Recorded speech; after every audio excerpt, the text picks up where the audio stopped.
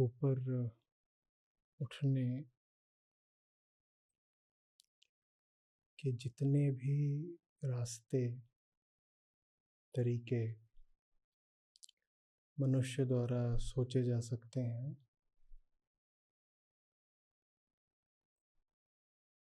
वो सभी प्रतिनिधि हैं सत्य की, उसकी आकांक्षा के। कोई बहुत बचकाना रास्ता भी हो सकता है, कोई बहुत हानिप्रद रास्ता भी हो सकता है,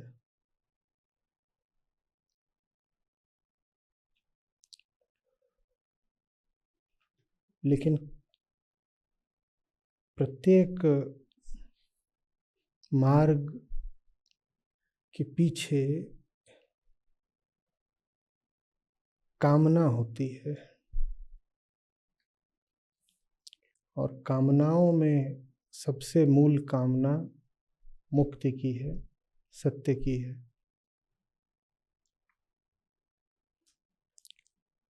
तो भले ही उथली कामना से उठा कोई बहुत लंबा टेढ़ा वस्तुतः अनुचित सा मार्ग भी हो, तो भी कृष्ण कहते हैं देखो, है तो ये मार्ग ही और कामना से जनित है, और मूल कामना तो तुम्हें मेरी ही है। अतः इस मार्ग की निंदा कैसे कर दें? कोई मार्ग निंदनीय नहीं है। जो भी रास्ता पकड़ रखा है उस रास्ते के प्रति सजग हो जाओ।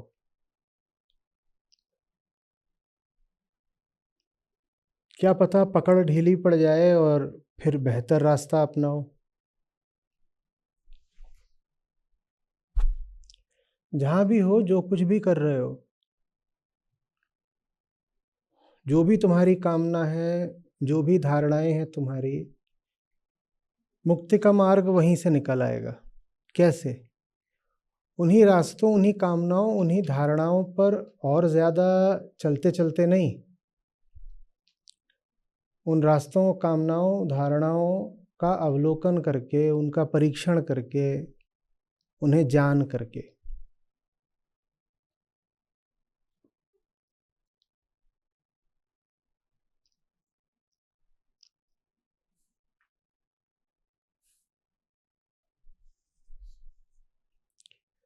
बहुत ऊंचा आसमान को उठता है कोई हवाई जहाज, कोई रॉकेट, तो भी वहीं से उठता है जहां खड़ा होता है।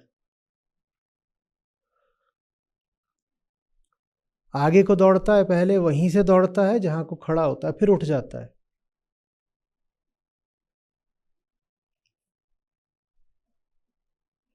कोई जगह नहीं है पृथ्वी पर जहां से ऊपर को नहीं उठा जा सकता।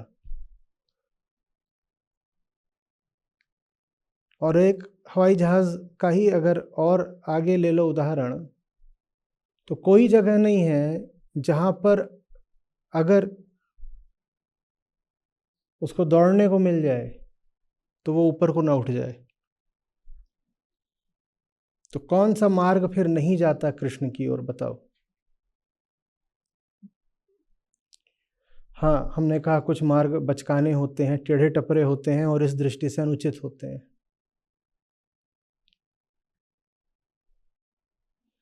कोई मार्ग ऐसा भी हो सकता है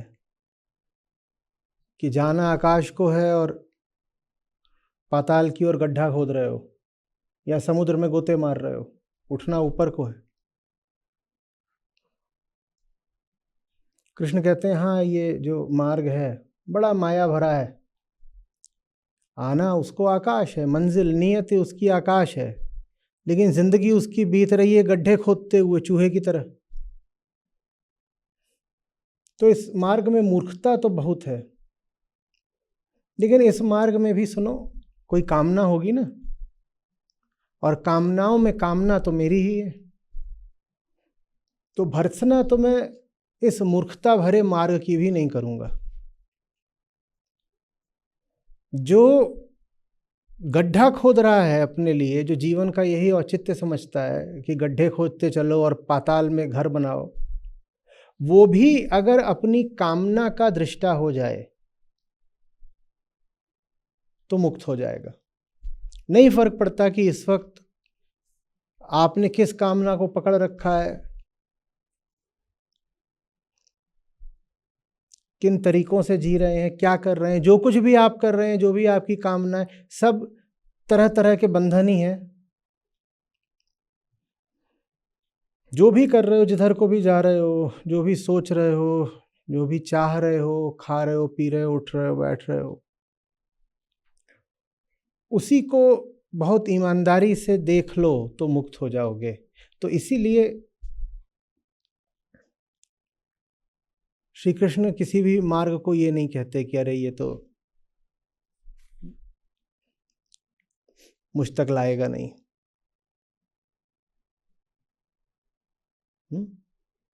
जहां भी हो, जो कुछ भी कर रहे हो, उसी के दृष्टा हो जाओ, उसी को जान लो ईमानदारी से। तो ले दे के फिर जानना ही मार्ग हुआ ना। तो इसीलिए सारे मार्गों को गिनाने के बाद अंततः पिछले श्लोक में 33वें में श्री कृष्ण ने कहा कि सारे मार्ग अच्छे हैं, पर सब मार्गों में प्राण भरता है ज्ञान। क्योंकि जिस भी रास्ते पे तुम चल रहे हो, मुक्ति मिलेगी उस रास्ते को जानने से। उस रास्ते से मुक्ति नहीं मिलेगी। कोई रास्ता मुक्ति की ओर नहीं ले जाता। तुम्हें रास्ते से मुक्ति नहीं चाहिए, तुम्हें रास्ते से मुक्ति चाहिए।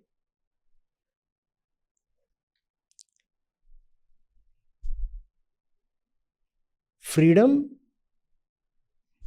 Not through the path, freedom from the path. तो रास्ते से मुक्ति नहीं मिलेगी, रास्ते से मुक्ति चाहिए। कोई मार्ग नहीं चलेगा, लेकिन कृष्ण किसी मार्ग की निंदा नहीं करते। कहते हैं मार्ग तो सबने पकड़ रखा है, किसके पास मार्ग नहीं है। सगुण शरीर में पैदा हुए हो तो मार्ग तो शुरू हो गया, हो गई यात्रा शुरू।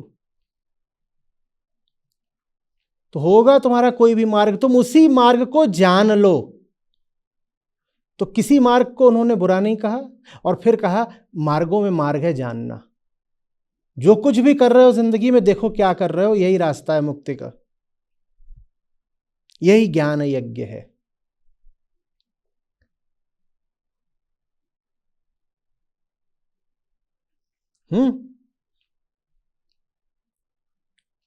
एक ही रास्ता है, फिर क्या? देखो, समझो, जानो, और नहीं कोई रास्ता है। और ये रास्ता अगर है, देखो, समझो, जानो, तो फिर तुमने जो भी रास्ता पकड़ रखा है वही रास्ता तुम्हें मुक्त कर देगा, क्योंकि तुम उस रास्ते से मुक्त हो जाओगे।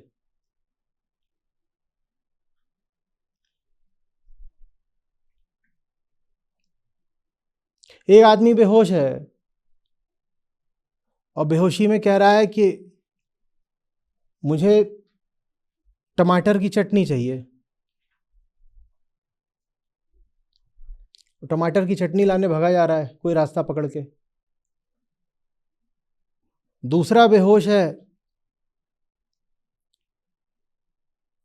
वो कह रहा है बड़े बड़े दानव आ रहे हैं हमला करने, तो वो चिल्ला के भाग रहा है अपने इष्ट देव को याद करता हुआ, मंत्र जपता हुआ।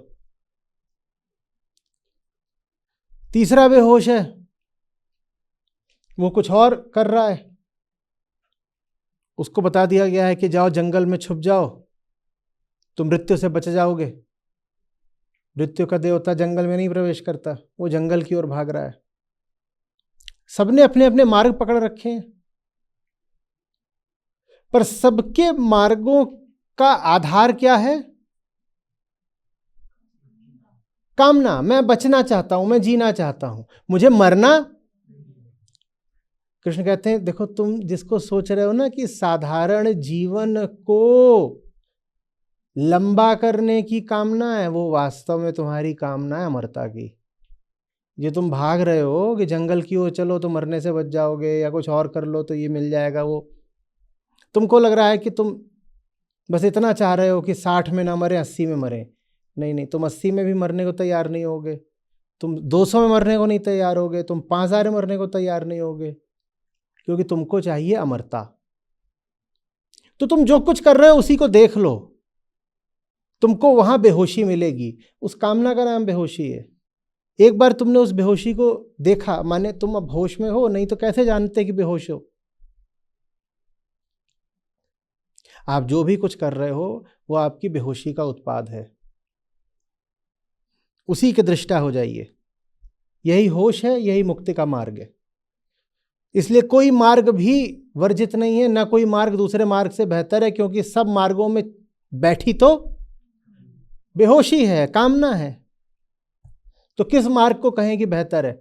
एक आदमी बेहोश होके नारियल पानी पीने भाग रहा है, एक आदमी बेहोश होकर के टोमेटो केचप चाटने भाग रहा है। नारियल पानी वाला बेहतर हो गया? है तो दोनों।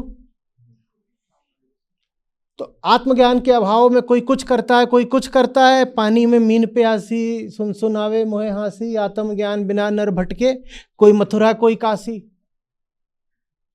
एक आत्मज्ञान के बिना मथुरा की ओर चल दिया, एक काशी की ओर चल दिया, मथुरा वाला श्रेष्ठ हो गया क्या?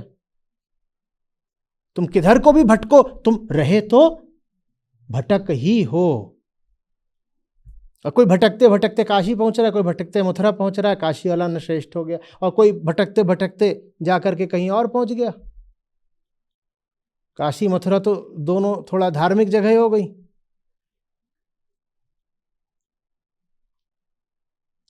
कोई कहीं और पहुंच गया भटक के, हुल्लालपुर। तो तुम कहोगे ये देखो ये नालायक नरकगामी जीव, फलाने काशी गए और ये कहां आए? हुल्लालपुर। ऐसे होते निकृष्ट अधम पापी। भाई जो काशी गया वो भी क्यों गया? कामना, मूर्खता, बेहोशी, पता थोड़ी है उसे कि वो क्या कर रहा है। और जो हुल्लालपुर पहुंच गया वो भी वहां काहे पहुंच गया? कामना, बेहोशी, उसे भी पता थोड़ी है वो क्या कर रहा है। तो कृष्ण कह रहे हैं तुम जिधर को भी जा रहे हो उधर जाने से कुछ नहीं मिलेगा, पर तुम जिस मार्ग पर जिधर को भी जा रहे हो देख लो तुम क्या कर रहे हो, उससे हो जाएगा काम।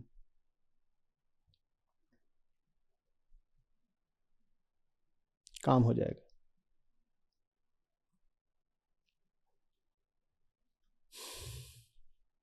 कोई कर्म दूसरे कर्म से श्रेष्ठ नहीं है। बात खत्म कर दी यहीं पे, सारा कर्मकांड समाप्त।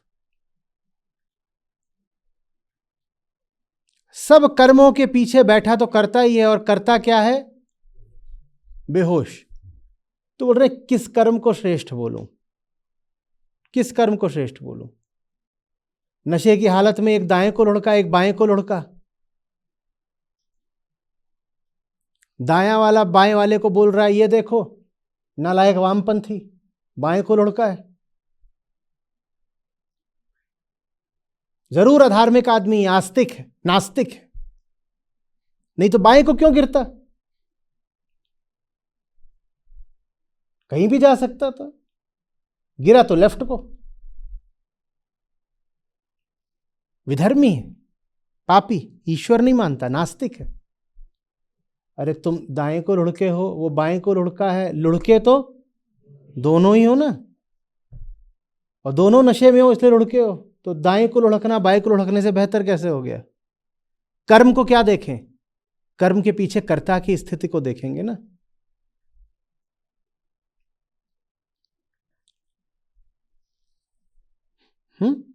तो इसीलिए किसी कर्म को दूसरे कर्म से कृष्ण श्रेष्ठ बताते ही नहीं।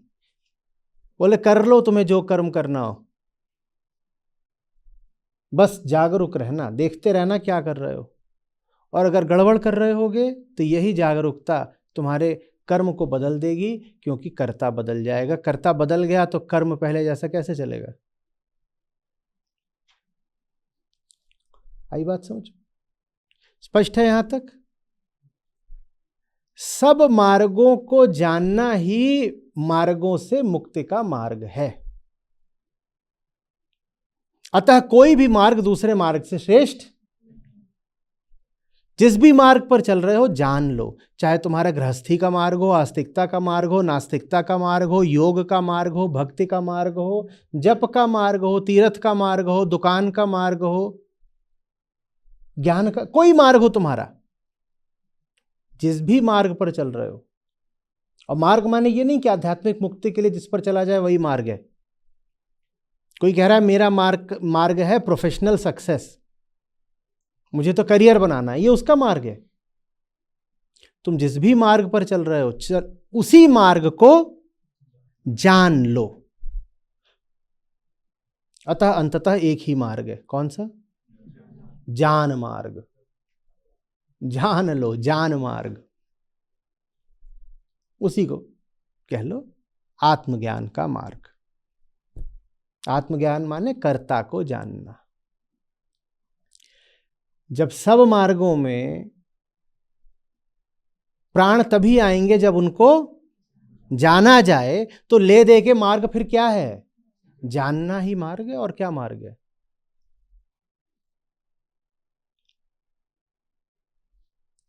यहां तक श्री कृष्ण ने पिछले श्लोक तक में ही समझा दिया था। अब उससे आगे की कुछ बात कहेंगे, वो आज हम समझेंगे। कह रहे हैं वो जो जानना है वो होता कैसे है? वो जो जानना है वो होता कैसे है? तो श्री कृष्ण कह रहे हैं कि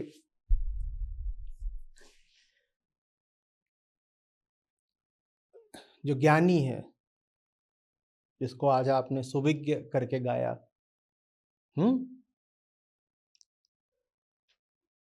उसकी सेवा, उससे प्रतिप्रश्न और प्रणिपात, 3 बातें।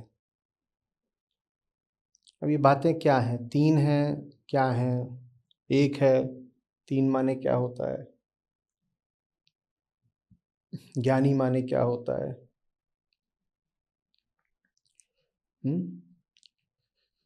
उपदेश माने क्या होता है? ये समझते हैं। कह रहे ज्ञान मिलता कैसे है? तो ज्ञान की विधि बताइए कि जो ज्ञानी है, तत्वदर्शी है, उसकी सेवा, उससे प्रतिप्रश्न और उसको प्रणिपात। प्रणिपात माने नमस्कार, प्रणाम, नमन। क्या? अब ये तो नहीं बोल रहे होंगे कृष्ण, तो कुछ और ही होगा। बताओ आचार्य जी, अब इतने दिनों से शत शत नमन का मजाक बना रहे थे और यहाँ श्री कृष्ण ने ही बोल दिया कि ज्ञानी को प्रणिपात करो तो ज्ञान मिल जाता है, ऐसे क्या? इसमें से कोई भी बात आपके अंगूठे से, नाखून से, नाक से, देह से तो बोली गई है नहीं, है ना? आत्मज्ञान किसको चाहिए? चश्मे को भी नहीं चाहिए, बाल को भी नहीं चाहिए, नाक को भी नहीं चाहिए। आत्मज्ञान किसको चाहिए? हाँ। और चेतना भी मत बोलो, और उसको साफ कर दिया करो, अहम। ठीक है ना? ये थोड़ी बोलते हो कि मेरी चेतना को चोट लगी है। क्या बोलते हो? मुझे चोट लगी है, मैं गुस्से में हूँ, मुझे इच्छा हो रही है। तो अहम, मैं, सीधी जिम्मेदारी की बात, मैं। तो अहम को चाहिए ज्ञान, आत्मज्ञान। वो कैसे मिलता है?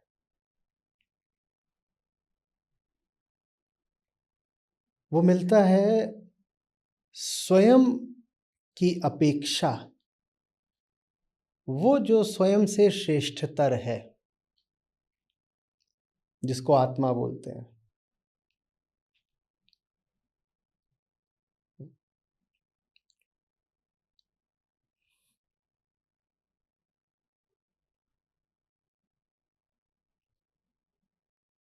उसकी ओर झुक के, उसको सुन के।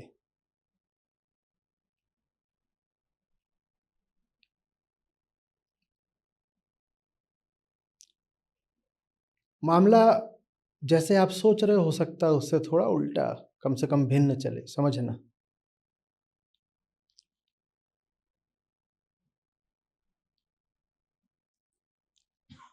आत्मा को कौन सी सेवा की जरूरत पड़ गई भाई? आत्मा को कौन सी सेवा की जरूरत है? अभी हम जरा भीतरी अर्थ में बात कर रहे हैं। अभी हम ज्ञानी को बाहर का कोई गुरु वगैरह नहीं मान रहे, उसकी भी चर्चा आगे कर लेंगे, याद दिला दीजिएगा। अभी हम भीतरी अर्थ में ले रहे हैं कि अहम है जो तकलीफ में है और इस अहम को आत्मज्ञान चाहिए, तो उसकी हम अभी भीतरी से शुरुआत कर रहे हैं। तो कह रहे आत्मा की सेवा। अब आत्मा को कौन सी सेवा की जरूरत है? आत्मा अपने आप में क्या है? हाँ, पूर्ण है। उसको तुम क्या तकलीफ दे दोगे और उसकी तुम क्या सहायता सेवा कुछ कर दोगे? तो सेवा का क्या अर्थ है? आत्मा की सेवा का इतना ही अर्थ है कि आत्मा आपकी जो सेवा करना चाहती हो, आप उसमें बाधा न बने। भीतरी अर्थ में अहम जब सच्चाई जानने लगे तो जानते बूझते उससे ठुकराए नहीं, और बाहरी अर्थ में शिष्य गुरु के रास्ते का रोड़ा न बने। गुरु को सेवा की कोई जरूरत नहीं होती। गुरु के दोनों अर्थ हो गए। बाहरी गुरु माने सगुण देहधारी ज्ञानी तत्वदर्शी जो आपको आत्मज्ञान में सहायता दे, और गुरु माने जो भीतरी अर्थ है आत्मा। बाहरी हो कि भीतरी हो, गुरु आपसे कोई सेवा नहीं मांगेगा। जो आपसे सेवा वगैरह मांग रहा है वो भी तो आप पर ही आश्रित हो गया, वो गुरु क्या हो गया? गुरु की सेवा का वास्तविक अर्थ होता है अपनी सेवा। क्योंकि गुरु एक बस मामले में असहाय होता है, वो ये कि वो आपकी सहमति की प्रतीक्षा करता है, आप पर जबरदस्ती नहीं कर सकता। इस मामले में उस बेचारे के पास कोई ताकत नहीं होती। सब कुछ बता देने के बाद भी आप अगर उल्टी चाल चल रहे हो तो गुरु बस निरुपाय असहाय होकर के आपको देखेगा। वो आपका कान पकड़ के आपको मजबूर नहीं कर सकता कि सीधे चलो। एक यही विवशता होती है। तो गुरु की सेवा का अर्थ होता है उसको अपनी सेवा करने से न रोकना। हमने कहा उसके रास्ते में बाधा रोड़ा न बनना। उसका रास्ता यही है, वो आपकी सहायता करना चाहता है, उसे सहायता करने दीजिए। यही गुरु की सेवा है।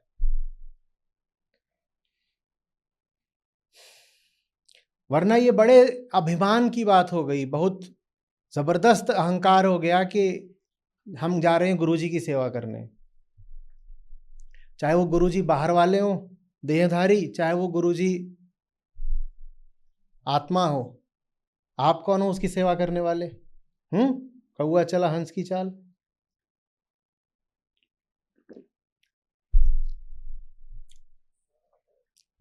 चींटी भगी जा रही थी, क्या हो गया? बोली कुछ नहीं, हाथी फिसल के गिर पड़ा है।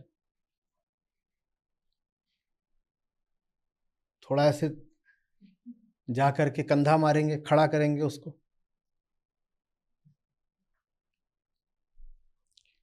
पहली बात तो ये है कि गुरु को सेवा की कोई जरूरत नहीं होती, चाहे वो बाहर वाला ज्ञानी हो, चाहे वो भीतर वाली आत्मा हो, उसको सेवा की कोई जरूरत नहीं होती। चूंकि उसे सेवा की अब जरूरत नहीं है, इसीलिए तो वो ज्ञानी है। अभी उसे सेवा की अगर जरूरत है ही तो वो काहे का ज्ञानी हो गया?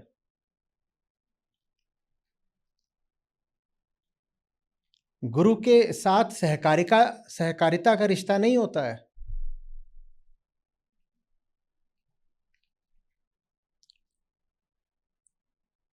साथी हाथ बढ़ाना, एक अकेला थक जाएगा मिलकर बोझ उठाना।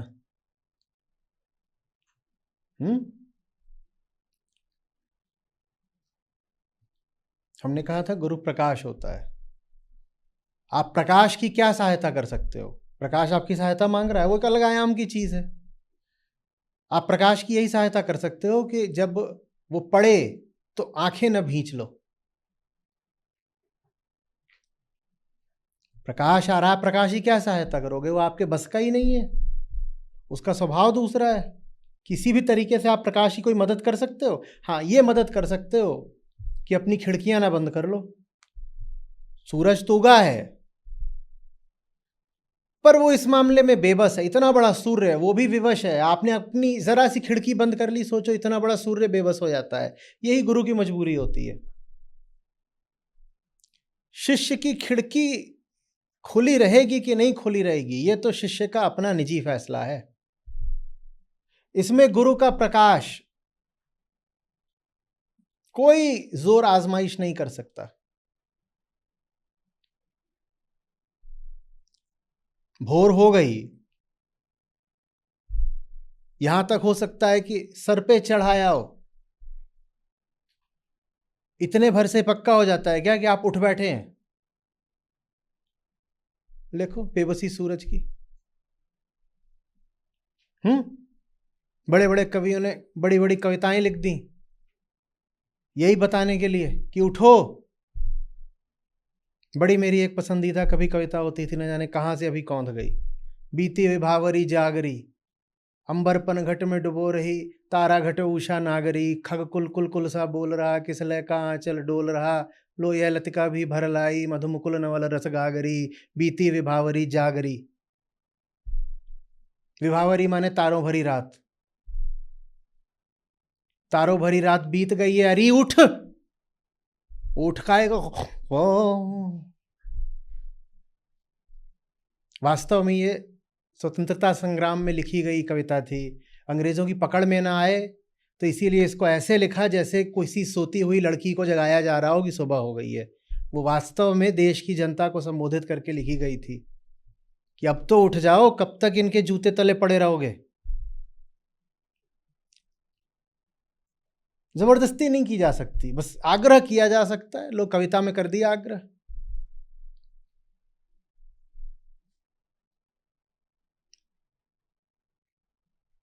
सेवा का यही मतलब है, जब आग्रह किया जा रहा हो तो अरे मान लो। जब रोशनी फेंकी जा रही हो तो जल गए।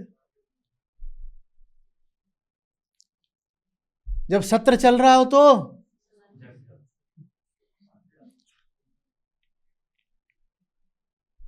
समझ में आ रही है बात? और नहीं कोई सेवा होती, क्या सेवा करोगे?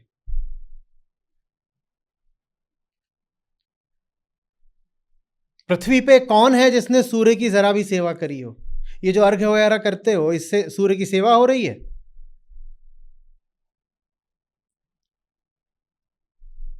दीदी गई थी सूरज को जल चढ़ाने, तो गजब हो गया। तुम्हारे सारे महासागर भी सूरज के सामने एक बूंद के समान नहीं है। एक लोटा जल तो छोड़ दो, सारे जितने महासागर हैं इनका पानी ले जाओ, वो भी सूरज के सामने एक बूंद जितना नहीं है। सूरज को तुम्हारी क्या सेवा की जरूरत है भाई, बताओ? वो तो एक ही चीज मांगता है, बीती विभावरी जागरी। और वो जगने को नहीं तैयार है, वो इधर उधर कर रही है।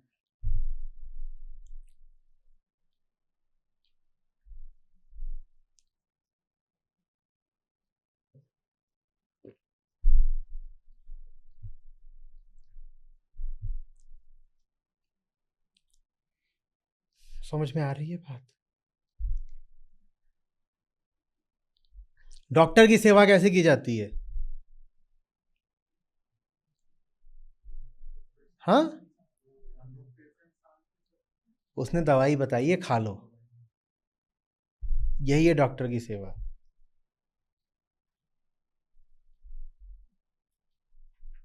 और क्या सेवा करोगे डॉक्टर की?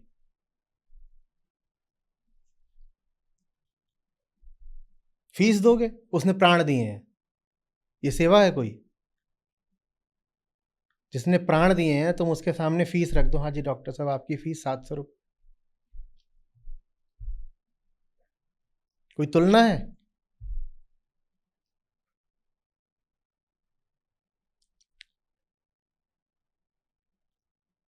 डॉक्टर की सेवा करी जाती है। डॉक्टर ने अगर कहा है अपनी सेवा करना तो अपनी सेवा कर लो, यही है। डॉक्टर ने अगर कहा है कि जाओ और इस तरह से दवाई लेना, और टांगों में चोट है तो ऐसे करके चलना, अपनी सेवा करो, यही गुरु की सेवा है। तुम अपनी सेवा कर लो, गुरु को मौका दे दो कि वो तुम्हारी सेवा कर दे। गुरु की सेवा मत करने लग जाना।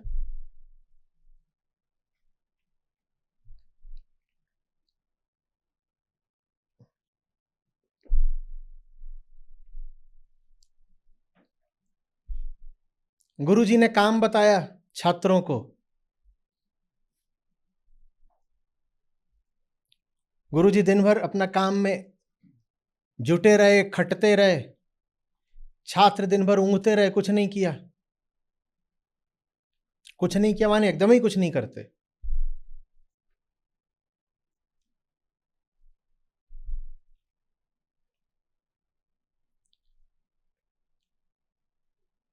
रात हुई,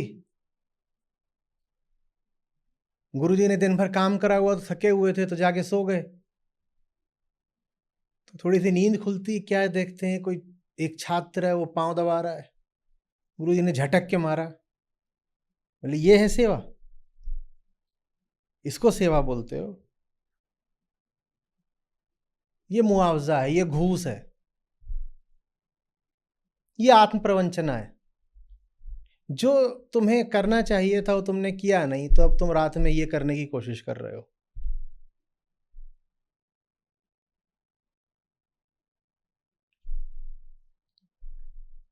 शुभंकर कहाँ है? सोने से याद आया ना,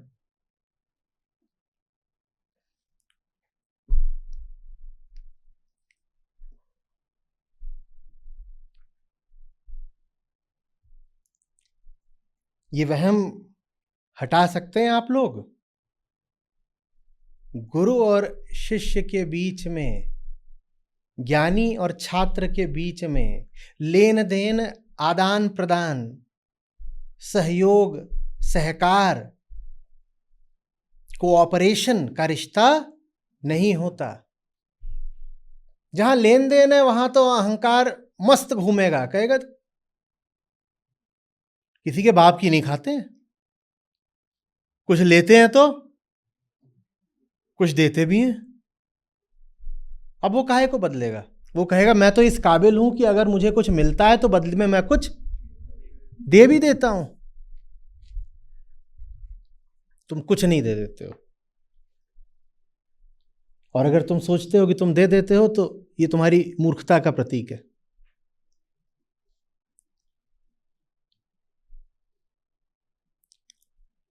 क्योंकि अगर जिसको दे रहे हो उसको तुम्हारे दिए हुए की जरूरत है, तो वो इस लायक ही नहीं कि उसको कुछ दिया जाए। ज्ञानी का मतलब वो जो अब तुम्हारे दिए पर आश्रित नहीं रहा।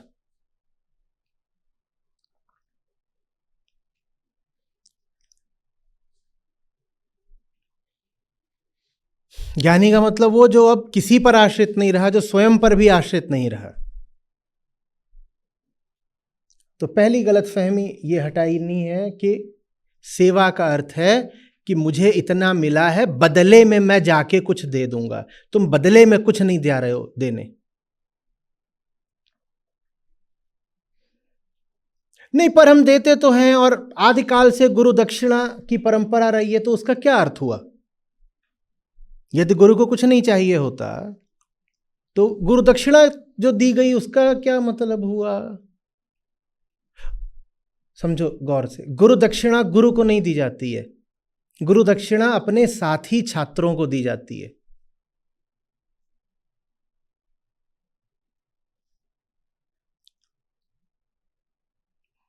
गुरु को कुछ नहीं चाहिए होता, जो आप देते हो वो गुरु के खाते में, खर्चे में नहीं जाता।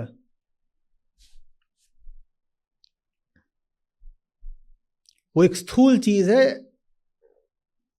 जिसका उपयोग सदा से होता रहा है, उस स्थूल संसाधन के लिए जिसके द्वारा और छात्रों को भी लाभ हो जाएगा।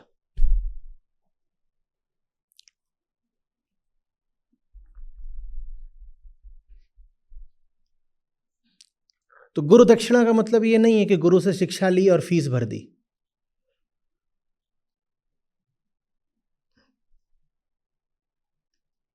समझ में आ रही है बात?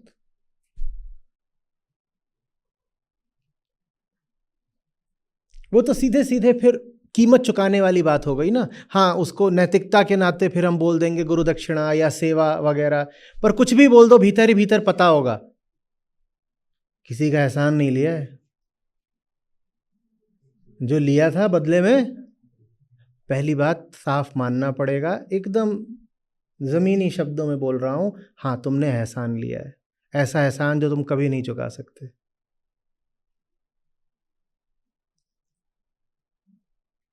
यूं ही नहीं, उन्होंने कहा कि जितने पेड़ हैं उनकी कलम बना दूं, जितने समुद्र हैं उसकी स्याही बना दूं, तो भी गुरु के उपकार का पूरा वर्णन लिख नहीं पाऊंगा। नहीं चुका सकते तुम। सेवा का मतलब कर्ज चुकता करना नहीं होता।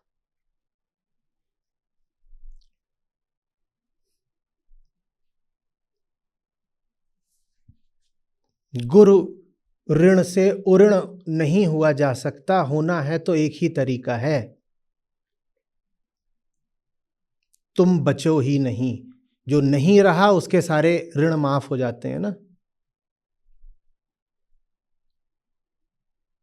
आपने कर्जा वगैरह किसी से ले लिया था और मरमुरा गए, और पीछे कोई न कुल न कुनबा न औलाद छोड़ गए, तो उस कर्जे का क्या हुआ? वो माफ हो गया। तो गुरु ऋण से मुक्त होने का बस यही तरीका होता है, तुम मिट जाओ। सिर्फ तब कर्ज अदायगी हो पाती है, नहीं तो एहसान है, रहता है, सदा रहेगा। जब तक तुम हो तब तक रहेगा वो एहसान, वो उपकार। यदि उतारना है तो मिट जाओ, पूर्ण हो जाओगे। एक पल को भी ये मत सोच लेना कि कुछ भी करके, गुरु के गुण गा करके, पहले होता था कि जाके गुरु जी को 2 गाय दे दी, गुरु दक्षिणा दे दी, या राजा वगैरह होते थे तो धन दौलत देते थे, कई बार जमीन जायदाद दे देते थे, कई बार बहुत खुश हो जाते थे तो कहते थे 5 गांव इनके नाम लिख दो। कुछ भी तुम ये सब कर लो इससे,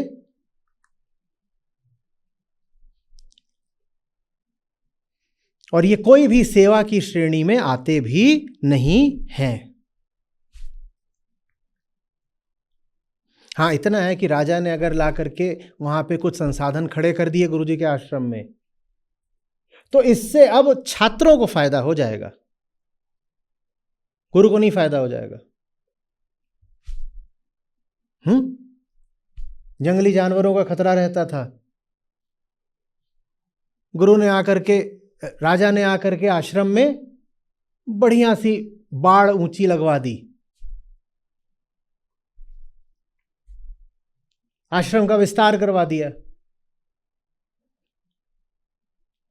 छात्रों का बहुत सारा समय इसी में जाता था कि कहीं से खाने पीने की व्यवस्था हो। राजा ने आकर के खाने पीने की व्यवस्था करवा दी, तो अब छात्रों को इतना नहीं सोचना पड़ता कि कहाँ से आज का अन्न अनाज कहाँ से आएगा, वरना वो लगे रहते थे आधा दिन भिक्षा ही मांगने में, या जंगल गए हुए हैं वहाँ खोज रहे हैं कि आज के लिए कुछ सब्जी कुछ मिल जाए, फल फूल, तो आज का खाना चले। तो फिर शिक्षण कहाँ से हो? दिन में 6-8 घंटे जब वो भिक्षा मांग रहे हैं या जंगल में लकड़ी बटोर रहे हैं, तो राजा ने आकर के वहाँ पर कुछ दे दिया, कुछ चीज़ें खड़ी कर दी, कुछ, तो अब शिक्षण व्यवस्था बेहतर चलेगी।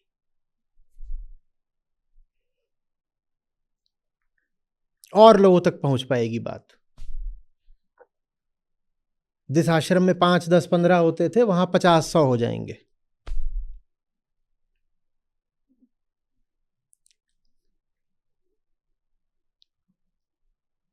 समझ में आ रही है बात?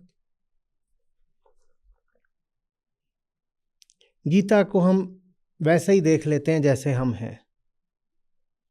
आप श्लोक लेकर के जाएंगे कहीं भी और कहेंगे पता हो, तो यही आमतौर पे अर्थ आ जाएगा कि यही तो लिखा हुआ है कि तत्वदर्शी ज्ञानी की अगर सेवा कर दोगे तो वो तुमको आत्मज्ञान का उपदेश दे देगा। ये तो घूस जैसी नहीं बात लग रही? हाँ,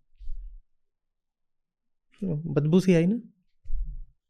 तत्वदर्शी ज्ञानी को जाकर के थोड़ा सा दे दोगे तो वो तुमको कहेगा इधर, ये क्या, ये नीट का पेपर लीक हो रहा है, क्या हो रहा है ये? कि तुमने जाकर के पैसा दिया और उसने तुम्हारे कान में ज्ञान फूंक दिया। और ऐसे ज्ञान हो जाता है कि तुम किसी को पैसा दे दोगे, तुम्हारे कान में ज्ञान फूंक देगा तो जीवन रूपांतरित हो जाएगा। ऐसा हो जाता है क्या? ऐसे नहीं होता। मूर्खता की बात है सोचना। गुरुजी अद्धा लाए, तो गुरुजी ने बोला कामना बताओ, तो उन्होंने कुछ कामना बता दी, अप्सरा चाहिए। गुरुजी बोले तथास्तु। ये क्या चल रहा है, कौन सी तरह का लेन देन है? ऐसे आत्मज्ञान हो जाएगा? हाँ? सेवा का क्या मतलब है? मतलब जानना है तो ये देख लो कि तुम कौन हो। गीता का अर्थ समझ में भी आए उसके लिए थोड़ा आत्मज्ञान तो होना चाहिए। एकदम आत्मज्ञान नहीं है तो गीता को भी नष्ट भ्रष्ट कर दोगे। मेरी बात हो रही ना अहम की। अहम रोगी है, बीमार है, तो सेवा की जरूरत किसको है? अहम को कि आत्मा को? अहम को। पर फिर यहां कहा है कि ज्ञानी की सेवा करो, तो ज्ञानी की सेवा का एक ही अर्थ है, ज्ञानी को अपनी सेवा करने दो। ज्ञानी के पास अपने तो कोई स्वार्थ सरोकार है नहीं, वो एक ही काम करेगा, तुम्हारी सेवा करेगा। पर चूंकि तुम बीमार हो इसीलिए अपनी बीमारी के कारण ही उसे तुम अपनी सेवा नहीं करने दोगे। बड़ा उल्टा खेल है। हम सोचते हैं कोई बीमार होगा तो वो कलप के ललक के जाएगा, अरे डॉक्टर साहब हमारी सेवा कर दीजिए। उल्टा है। यहां बीमारी ही यही है कि बीमार सोचता है कि वो स्वस्थ है। यहां बीमारी ही यही है कि बीमार सोचता है कि वो स्वस्थ है, और उसको बताने जाओ कि तू बीमार है तो मारने को दौड़ता है। उसको बताने जाओ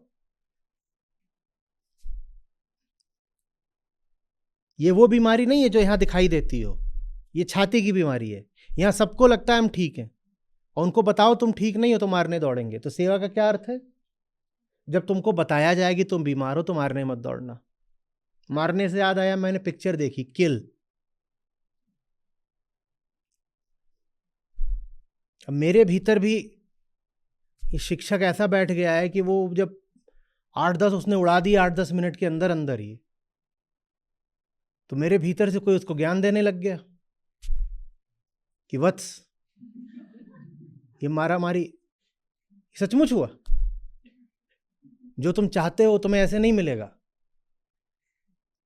वो एक ट्रेन चल रही थी, उसमें डकैत घुसे हुए थे और 2 फौजी थे, तो डकैतों और फौजियों के बीच लड़ाई चल रही है। एक फौजी मारा गया, 40 डकैत मारे गए, अंत में एक फौजी बचा, कहानी खत्म। तो मारामारी दोनों ओर से चल रही भयानक। और मैंने पाया 15वें 20वें मिनट में कि मैं ज्ञान दे रहा हूं कि देखो ऐसे नहीं है, और इधर मैंने ज्ञान दिया उधर उसने अगला मार दिया। मैंने कहा ये तो गीता समागम हो गया। ये चलेंगे तो अपनी स्क्रिप्ट पे, मैं फालतू ही यहां अपना खराब कर रहा हूं खेल। इन सबके पास पहले से ही लिखी हुई अपनी एक स्क्रिप्ट है, इनको उस पर ही चलना। ये सोचते हैं ये नॉर्मल है, ये स्वयं को नॉर्मल मानते हैं, ये अपनी ही स्क्रिप्ट पे चलेंगे। जैसे फिल्म के किरदार के पास अपनी स्क्रिप्ट है, वो मेरी क्यों सुनेगा? और मैं सचमुच बैठा बैठा उसको समझाने की कोशिश कर रहा था।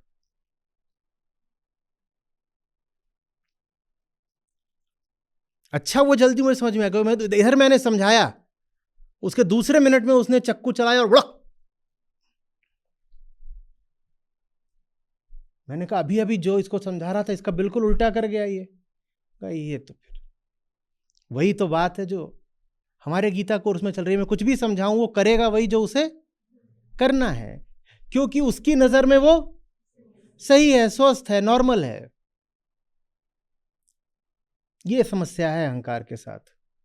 हर आदमी सोच रहा है कि वो जो जिंदगी जी रहा है वो नॉर्मल है। वो नॉर्मल नहीं है। तुम्हारी समस्या ये है कि तुम्हें दिख रहा है कि तुम ठीक हो। तुम ठीक नहीं हो। तुम्हारा कुछ भी ठीक नहीं है। ना वो डकैत ठीक थे, ना वो फौजी ठीक थे, ना फौजी की प्रेमिका ठीक थी, ना उसका बाप ठीक था। कोई ठीक नहीं था। वो सब कैरिकेचर्स थे। वो सब के सब विक्षिप्त थे। वो मनुष्यों के नाम पर कुछ विकृत से नमूने थे। पर सबको भरोसा था कि हम तो ठीक है।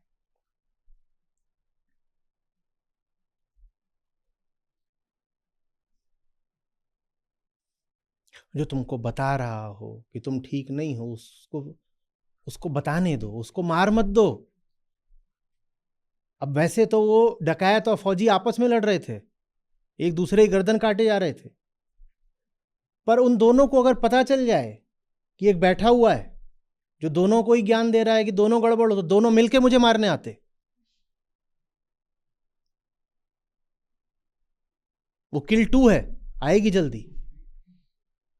तो मेरा भी किरदार है, यही है।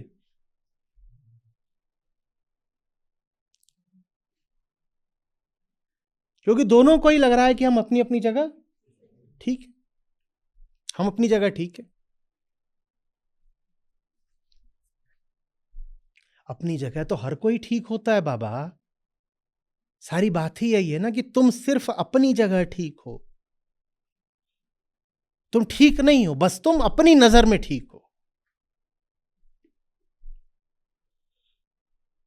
और तुम्हारी नजर तुम्हारी नहीं है, तुम्हारी नजर भी उधार की है।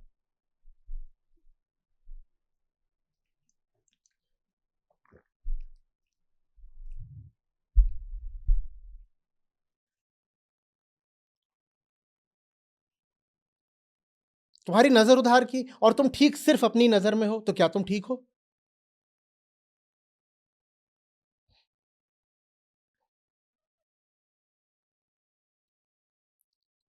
समझ में आ रही है? सेवा का मतलब है जब तुमको कुछ बताया जा रहा हो तो जो स्क्रिप्ट तुमको स्क्रिप्ट राइटर ने दे दी है उसी स्क्रिप्ट पर मत चलते रहो। होना ये चाहिए कि सामने वहां पिक्चर चल रही है और यहाँ आचार्य जी बताना शुरू करें, देख तू गड़बड़ कर रहा, तू गड़बड़ कर रहा, पिक्चर बदल जाए। पर ऐसा तो होगा नहीं।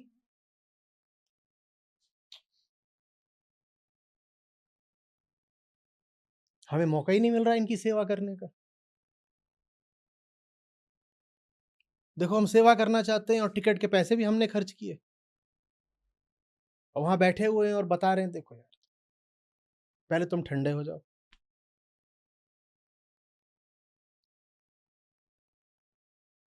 समझ में आ रही है बात?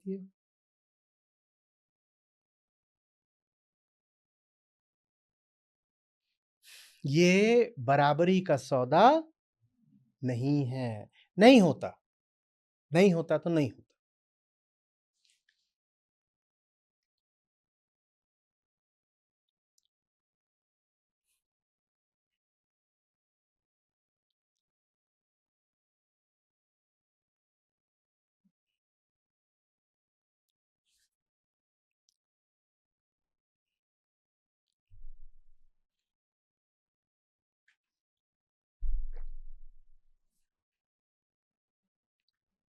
फिर क्या आ रहा है?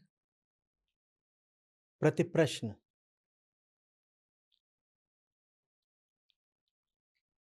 प्रतिप्रश्न का मतलब समझो।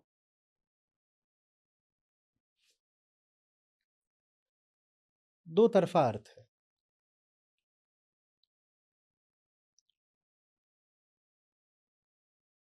बहुत विरोध उठता है जब बताया जाता है कि तुम ठीक नहीं हो और इसके अलावा कभी कुछ बताया नहीं जाता। कभी मैंने बोला था कि सब श्लोक, सब दोहे, सब छंद, सब साखियां, सारा बोध साहित्य चिल्ला चिल्ला के बस एक बात बोलता है, तुम मूर्ख हो। तो इसके अलावा कुछ नहीं बताया जाता बोध साहित्य में, ज्ञान में, कि तुम मूर्ख हो, तुम ठीक नहीं हो। तो स्वीकार करना आसान नहीं होता है।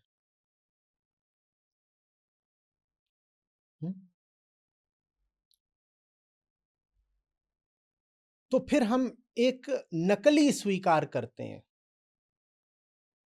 वो नकली स्वीकार ये होता है कि गुरुजी ने बोला और हमने कहा हाँ,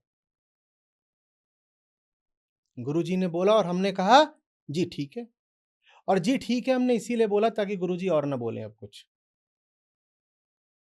समझ में आ रही है ना बात?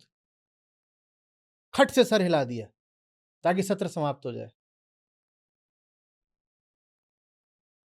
क्योंकि अगर कह दोगे नहीं समझ में आ रही है तो आचार्य जी तो उछल जाएंगे एकदम, हाँ नहीं आ रही ना समझ में, चलो आज फिर से, आज रात 2 बजे तक खींचते हैं, नहीं समझ में आ रहा है। तो जो सो भी रहे होते हैं उनके भी जब कान में ये 4-5 शब्द पढ़ते हैं, समझ में आ रही है बात, तो सोते से उठ के बोलते हैं हाँ।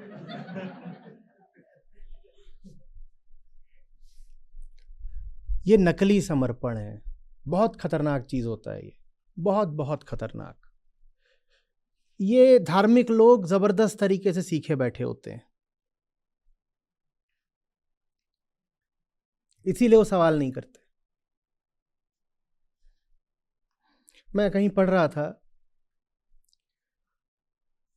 विदेशी यूनिवर्सिटीज में जब बात आती है सेशन या क्लास पार्टिसिपेशन की, तो वहाँ जो सामने पूरा जो स्टूडेंट ग्रुप बैठा रहता है वो बड़ा वेरीड होता है, उसमें नेशनैलिटी, एथनिसिटी सब बहुत मिक्स्ड होती है, एज, जेंडर, ये सब भी कई बार भारत की अपेक्षा बहुत ज़्यादा वेरिएबल होते हैं। उदाहरण के लिए आप भारत के किसी MBA स्कूल में चले जाएंगे तो वहाँ सब 22-24 साल के आसपास के होंगे और सब लगभग एक ही तरह के बैकग्राउंड से होंगे। IIM वगैरह चले जाओगे तो 70-80% वहाँ इंजीनियर होते हैं और 70-80 से में भी 50% लगभग IIT से होंगे, और 60 की अगर क्लास होगी तो उसमें 5-7 कहीं लड़कियां बैठी होंगी कोने में। तो एक ही तरह का बैकग्राउंड, एक ही उम्र, एक ही लिंग और एक ही देश के सब लोग। पर विदेशों में वहाँ अलग होता है, वहाँ मामला बहुत जो है वो डाइवर्स होता है। आप ऐसे क्लास को देखो तो वहाँ बहुत सारे अलग अलग रंग दिखेंगे, चीनी दिखेगा, अफ्रीकी दिखेगा, देसी दिखेगा, भारतीय, और अमेरिकन यूनिवर्सिटी है तो अमेरिकन तो होंगे ही लोग, लड़कियां भी दिखेंगी उसमें, हिस्पैनिक्स भी, बहुत तरह। तो उसमें ये नापा गया कि क्लास पार्टिसिपेशन किसका सबसे ज़्यादा और कम रहता है। ज़्यादा तो मुझे याद नहीं किसका रहता है, कम सबसे ज़्यादा भारतीयों का निकला।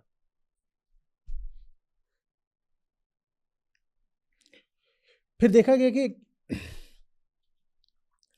क्या क्लास पार्टिसिपेशन कम होने से इनकी एकेडमिक परफॉर्मेंस भी पुअर रहती है? नहीं, वो पाएगा कि ऐसी पुअर नहीं रहती, बल्कि एवरेज से ऊपर ही रहती है। As a student group Indians US में अबव एवरेज ही परफॉर्म करते हैं, लेकिन जब मुंह खोल के सवाल पूछने की बारी आती है तो देसी छात्र कम बोलता है। वो क्या करता है, वो कहता है अगर नहीं भी समझ में आया है तो वापस जाकर के बुक से पढ़ लूंगा, वहां से समझ लूंगा, और शायद वो पढ़ भी लेता है, समझ भी लेता है, लेकिन वो खुलेआम वहाँ जो टीचर होता है उससे बात नहीं कर पाता। क्योंकि भारत में जो शैक्षणिक माहौल उसने देखा होता है, मान लो वहाँ पे वो गया है पोस्ट ग्रेजुएशन करने, ग्रेजुएशन भारत में करी है, तो भारत में उसने बचपन से लेकर ग्रेजुएशन तक जो माहौल देखा होता है, वहाँ अमेरिका में उससे माहौल बहुत अलग होता है। वहाँ पे स्टूडेंट और टीचर में पावर डिस्टेंस नहीं होता, वो पूछते हैं आ रही है बात समझ में। भारत में आपको बता दिया था इस सेमेस्टर में ये कोर्सेज हैं, वहाँ पर कंपलसरी कोर्स होगा एक और बाकी सब ऑप्शनल होंगे। आप चूज करोगे आपको क्या पढ़ना, और इतनी लंबी सूची होगी ऑप्शनल्स की। आप अपने हिसाब से देखो, आप ये पढ़ना चाहते हो, ये पढ़ना चाहते हो, क्या पढ़ना चाहते हो, आप डिसाइड करो। और कई यूनिवर्सिटीज में तो ये भी होता है किस पेस से पढ़ना चाहते हो, वो भी आप डिसाइड करो।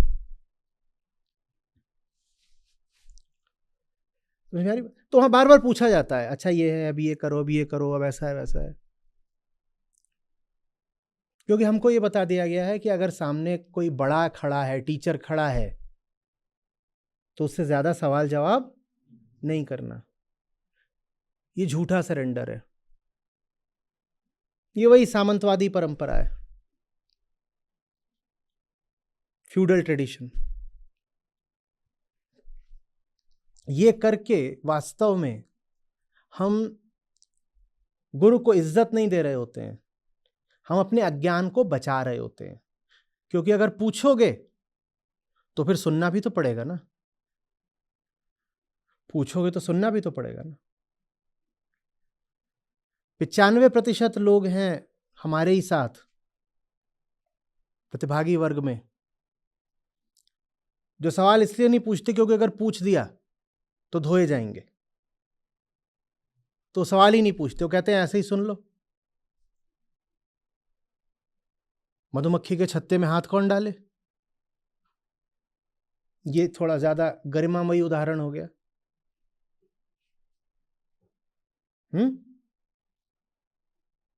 वो और भी कुछ सोचते हैं, कहते हैं गधवा के पीछे जाकर के खुजली कौन करे, मारेगा उछल के दुलत्ती, इससे सवाल सवाल नहीं पूछा करो। ठीक ठाक बोल लेता है, चुपचाप कोने में सुन लो।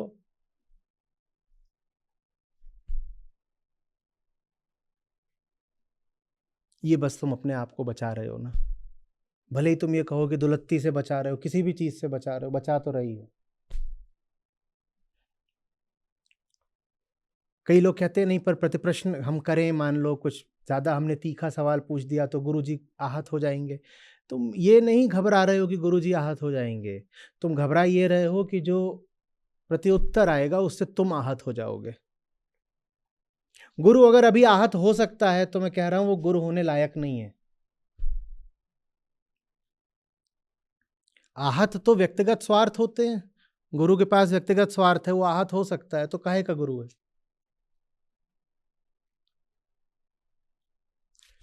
जो लोग सवाल नहीं पूछते वो इसीलिए नहीं पूछते क्योंकि उत्तर उन्हें हिला देगा। और यही वजह है फिर कि जब परीक्षा में हम सवाल पूछते हैं तो प्रश्न उन्हें हिला देते हैं। या तो उत्तरों से हिल लो, नहीं तो फिर जिंदगी जो सवाल करेगी उन सवालों से हिलना पड़ेगा।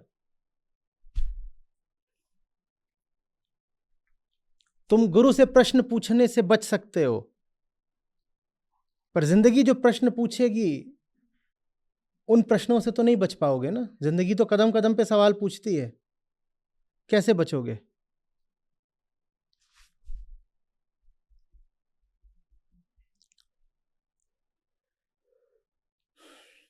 समझ में आ रही बात है। ये प्रतिप्रश्न का एक अर्थ हुआ कि पूछो सामने वाले से, और दूसरा अर्थ है पूछो स्वयं से। पूछ रहे हो तो भी अपने आप से पूछो कि क्यों पूछ रहा हूं, नहीं पूछ रहे हो तो भी अपने आप से पूछो कि क्यों नहीं पूछ रहा हूं।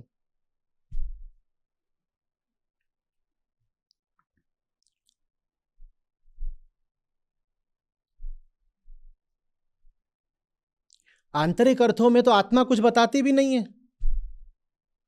आंतरिक, अगर बाहरी बात लें तो बाहर सामने ज्ञानी होता है, सुनने वाला छात्र होता है, तो वहां तो ये कह सकते हो कि ज्ञानी से प्रश्न करा जा सकता है, पर भीतर लो तो आत्मा तो मौन है, उससे तो क्या प्रश्न करोगे। तो आंतरिक अर्थ तो बस एक है, स्वयं से प्रश्न करो। प्रतिप्रश्न माने स्वयं से पूछना क्या चल रहा है। तुमने जो भी कुछ मान लिया, क्या वो कोई सच्चा वास्तविक निष्कर्ष है या ऐसे ही पकड़ लिया।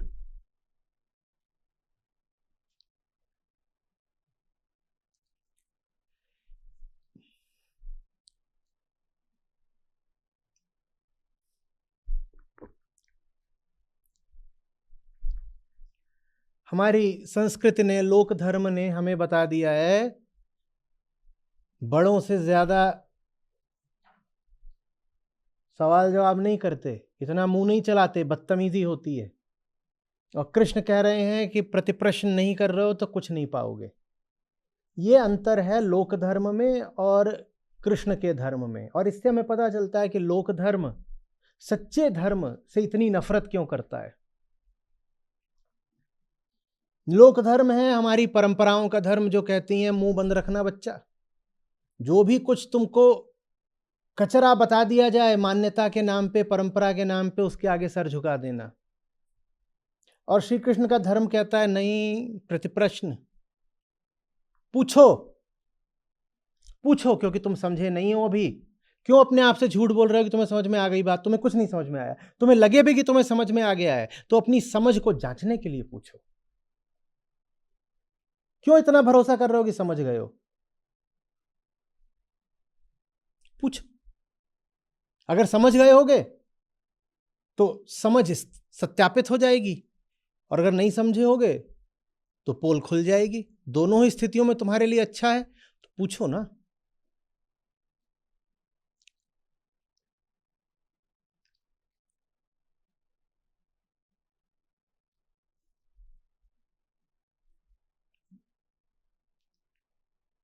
आ रही बात समझ?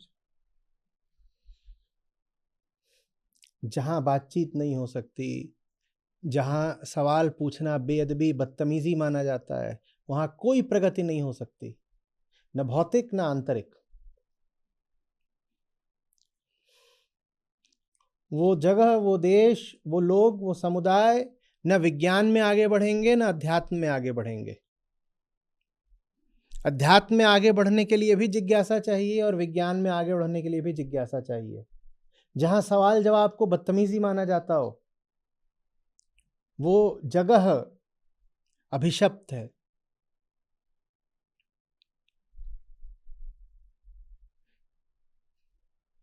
जहां प्रतिप्रश्न करने पर शिक्षक, गुरु या बुजुर्ग लोग चिढ़ जाते हो, वो जगह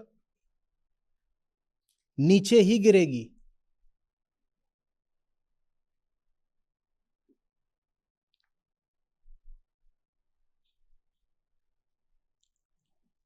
जहां रिश्तों में भी मौन और सन्नाटा बहुत चलता हो, विशेषकर केंद्रीय मुद्दों और प्रश्नों पर, वो समुदाय स्वस्थ तो नहीं होगा।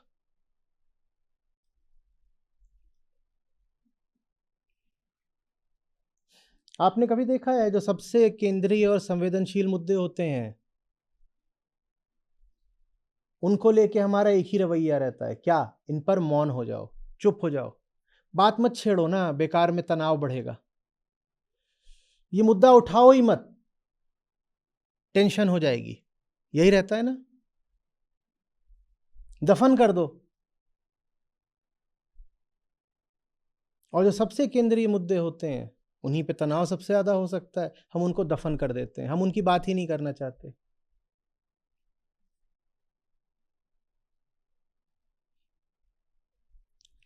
और यहां पर श्री कृष्ण ज्ञान का सूत्र दे रहे हैं, प्रतिप्रश्न। प्रतिप्रश्न जो बताए उससे भी और स्वयं से भी, दोनों से पूछो।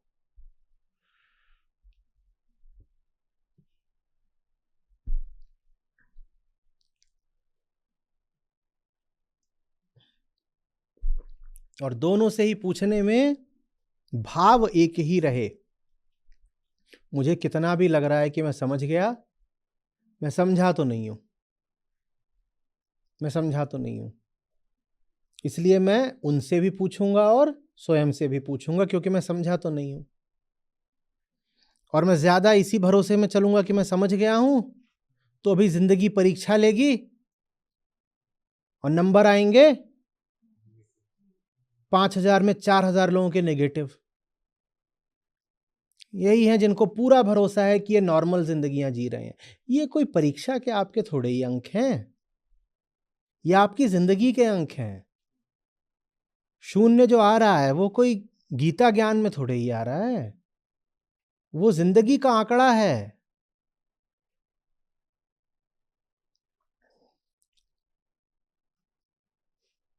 मैंने उस दिन भी बोला था, आपका उत्तर आपकी मान्यता से आता है, और प्रश्न बनाए ही ऐसे जाते हैं कि वो सीधे आपकी मान्यता को उत्तेजित कर देते हैं।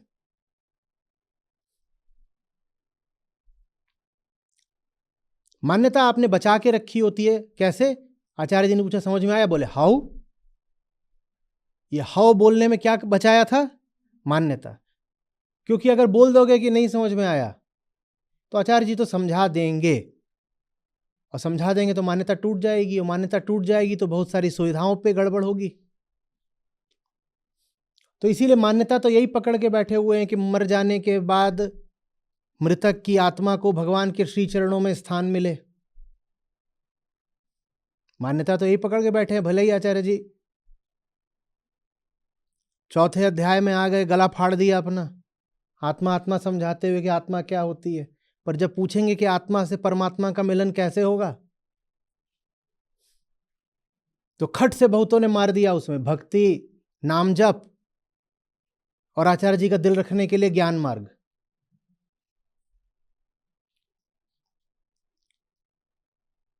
विकल्प तीनों में से एक भी सही नहीं है। अब छाती पे छुरी चल गई, कह रहे आत्मा का परमात्मा से मिलन हो ही नहीं सकता, ये कैसे संभव है?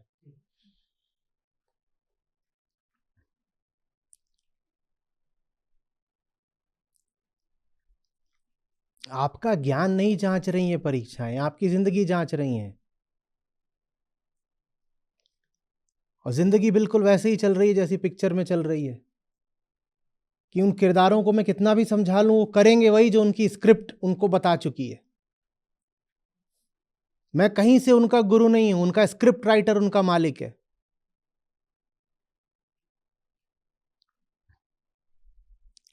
पिक्चर में तो फिर भी ठीक है, वो जो किरदार थे वो जानते थे कि उनका स्क्रिप्ट राइटर कौन है। आप लोगों को तो पता भी नहीं है आपकी कहानी किसने लिखी है, और आप उसको जिए जा रहे हो, और तुर्रा ये कि मानते हो कि आप नॉर्मल हो। Normal no, not normal. Man is not suppose to be like this. No.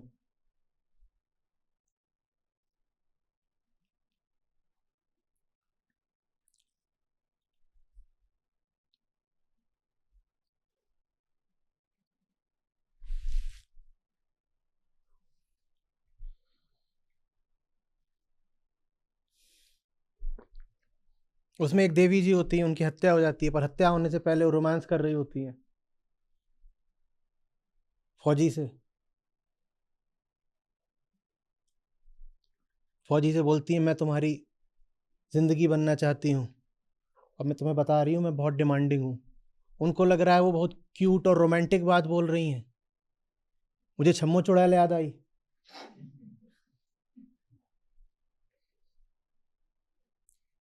तुम्हें क्या लग रहा है मुझे कोई मिलती नहीं थी? मिलती दर्जनों।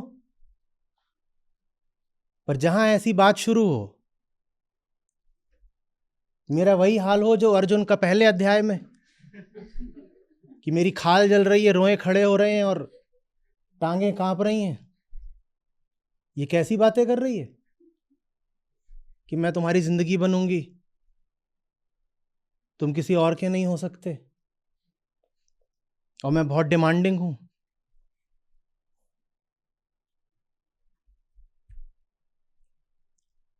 मैं कहा कृष्ण भी नहीं रोक सकते मुझको, मैं ये रथवत छोड़ के भाग रहा हूं देवी।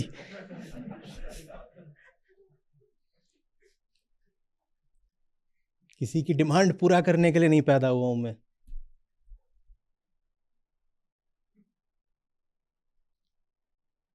पर उनको लग रहा बहुत क्यूट बात कर रही हैं।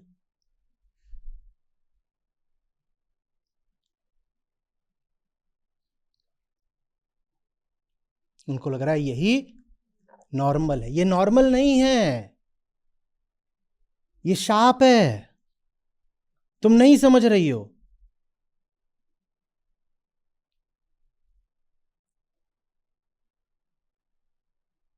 तुम खुद भी नरक में सड़ोगी, तुम जिसके साथ हो तुम उसकी जिंदगी भी खराब करने की योजना में हो, और तुमको पता भी नहीं कि तुम क्या करने जा रही हो। तुमने कभी अपनी जिंदगी में झांक कर देखा ही नहीं। तुम एक फिल्म की किरदार नहीं हो, तुम्हारे भीतर 100 फिल्में बैठी हुई हैं, और तुम जानती भी नहीं हो कि तुम उन्हीं फिल्मों के डायलॉग बस दोहराए जा रही हो। ये जो तुम बोल रही हो ना कि तुम मेरे हो जाओ, ये सब कोई तुम्हारे भीतर से नहीं आ रहा है, तुम्हारे भीतर भरा गया है। ये किसी स्वस्थ मन की निशानी नहीं है कोई इस तरह की बातें करेगा, ये सब तुम्हारे भीतर डाला गया है, और अब तुम उन बातों को बहुत रस के साथ दोहरा रही हो।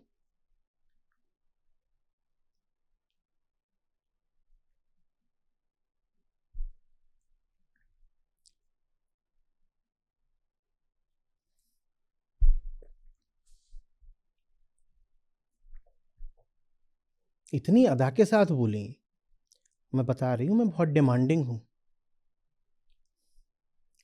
मेरे तो झुरझुरी चढ़ गई, बाप रे, मेरा कोई लेना देना नहीं, मामला वहां स्क्रीन पे था, पर दशकों पहले के सारे अफसाने कौंध गए। मैंने कहा ये सुनी सुनी सी दास्तां, पर सबको बहुत आनंद आया। सबने कहा क्या बढ़िया मसालेदार रोमांस है।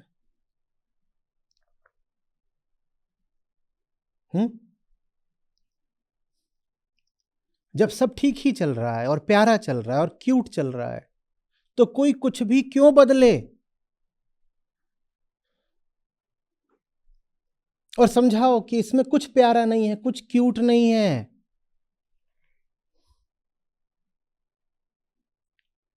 तुम वो पागल हो जिसको पता नहीं किसका श्राप लगा है, तुम अपनी छाया को चाट रहे हो।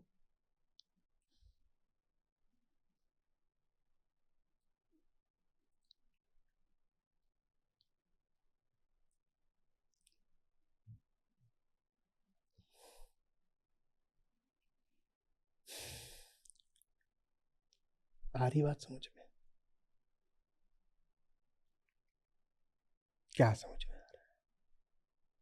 कुछ समझ में नहीं आ रहा है।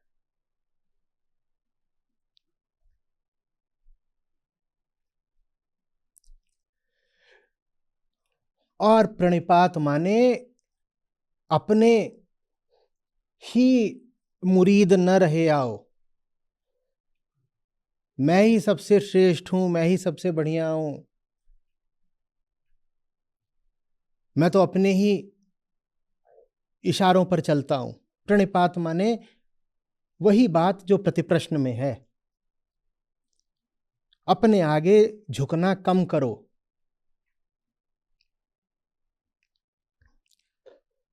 आंतरिक अर्थ देखो तो आत्मा के आगे झुकने का क्या मतलब, वो अहम आत्मा के आगे झुक रहा है, इसका क्या अर्थ है? इसका अर्थ मात्र नकार में ही हो सकता है, इसका अर्थ है अपने आगे नहीं झुक रहा है।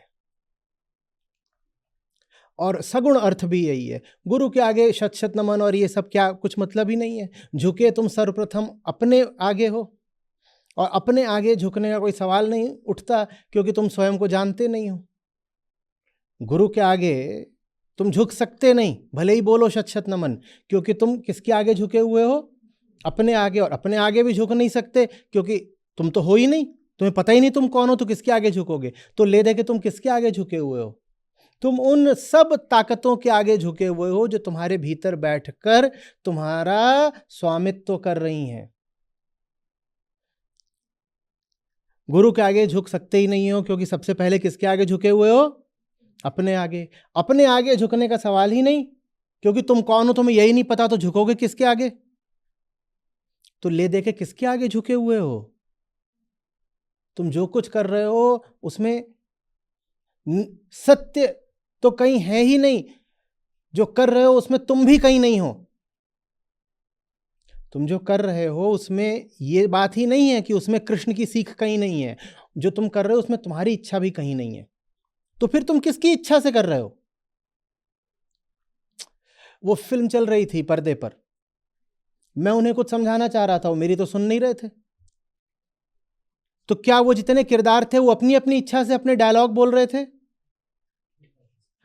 तुम सब स्क्रिप्ट राइटर के आगे झुके हुए हो, और घोर अपमान की बात यह कि तुम्हें पता भी नहीं है तुम्हारा स्क्रिप्ट राइटर कौन है। न तुम गुरु के आगे झुके हो, न तुम अपनी इच्छा पे चल रहे हो, तुम किसी स्क्रिप्ट राइटर की इच्छा पे चल रहे हो।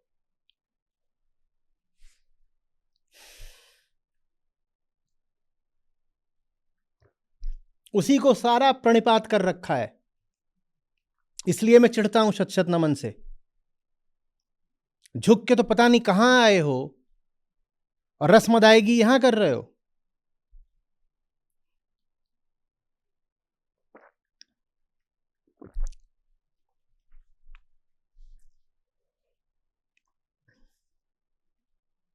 प्रणिपात का मतलब है नहीं झुकूंगा, और न झुकने की बात तुम तभी कर सकते हो जब पहले पता तो चले कि अभी किसके सामने झुके हो। जाओ जाके पता करो किसके आगे झुके हो। इसी को आत्मज्ञान कहते हैं।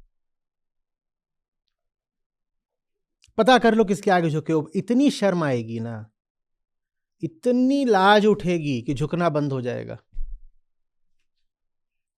एकदम बंद हो जाएगा।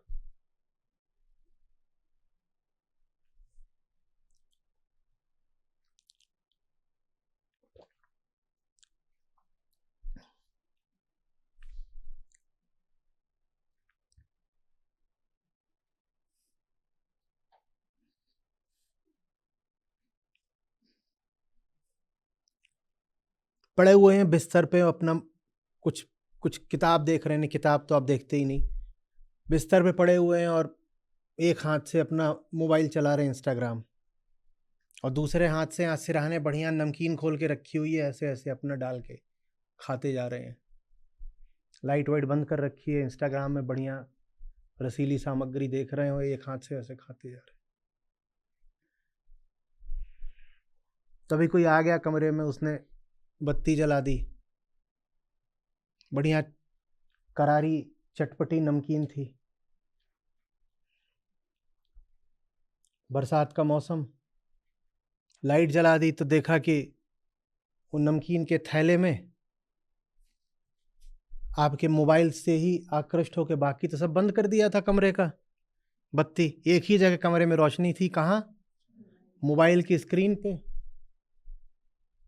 तो हमारी कई तरह की सहोदर प्रजातियां, भिन्न भिन्न रूप रंग आकार के कीड़े आके बैठ गए थे, कहाँ? नमकीन में। और हमने हिंदी चीनी भाई भाई कर दिया था कि उठा उठा के सीधे वही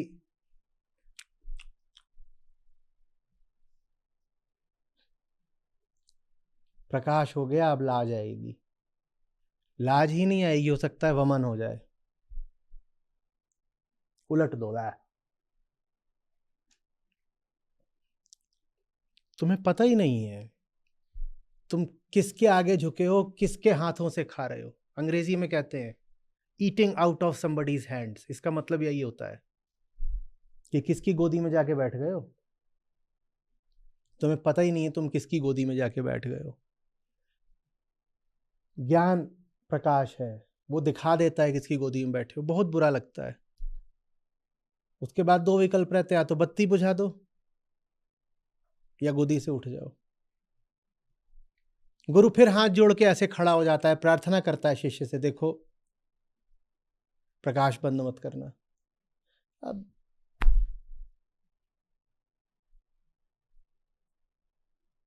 पहले दाता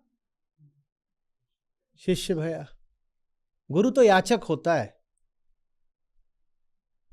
दाता तो शिष्य होता है। गुरु तो ऐसे हाथ जोड़ के खड़ा होता है। गुरु कहता है देखो मैंने बत्ती जला दी, तुम बंद मत करना। देखो प्रकाश कर दिया तुमने, सच्चाई देख ली, अब आंखें बंद मत करना।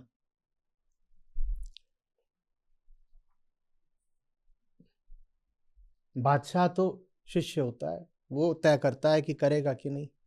चॉइस जो कि चेतना का अनिवार्य लक्षण है, वो तो अहंकार के पास ही होती है ना। आत्मा तो निर्विकल्प होती है, विकल्प तो सारे अहंकार के पास ही होते हैं। और गुरु ऐसे हाथ जोड़ के खड़ा होता है, गलत विकल्प मत चुनना, गलत विकल्प मत चुनना। चुना गलत ही जाता है।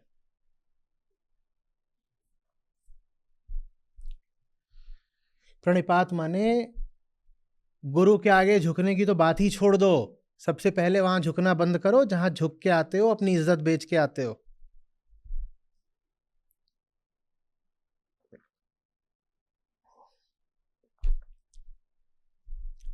समझ में आ रही है बात?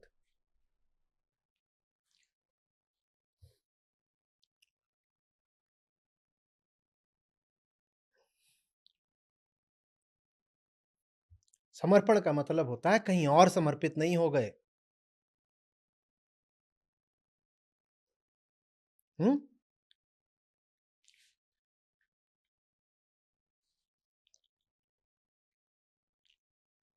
जो 10 जगह अपने आप को बेच आया है, वो आके कहे कि मैं आ गया हूं गुरुजी, अब मैं पूरा आपका हूं। तुम पूरे हो ही नहीं। तुम पूरे किसी के भी कैसे होगे? तुम 10 जगह बिके और बटे हुए हो। तुम्हारा बचा क्या है समर्पित होने के लिए? और ये जो तुम जूठन ले आए हो ना 2-4% हमें देने को, ये 2-4% जूठन अपनी जेब में रखो। सत्य एनाकोंडा होता है, वो समूचा निगलता है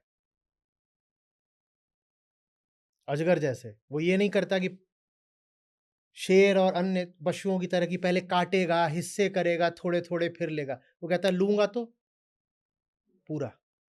न सियार है न गीदड़ है कि इतना सा मिल गया तो काम चल जाएगा।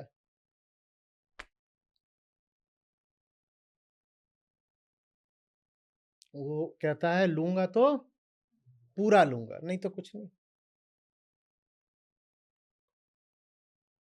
इस मामले में तुम उसे शेर भी कह सकते हो। कभी देखा कि शेर ने शिकार किया और बस शिकार की पूंछ लेके भाग गया और बाकी गीदड़ों के लिए छोड़ दिया? ऐसा तो नहीं होता। शेर पूरा ले लेता है, फिर कुछ बच जाए तो ये सब आसपास टहल रहे होते हैं कुत्ते जैसे, ये फिर ले जाते हैं। तो सत्य को अजगर बोल सकते हो, नहीं तो शेर भी बोल सकते हो। वो झूठा माल नहीं लेता, वो आधा अधूरा नहीं लेता, वो समूचा निगलता है। और जो अपने कुछ हिस्से इधर उधर बेच आए होते हैं उनको वो छूता भी नहीं। प्रणिपात का अर्थ समझो।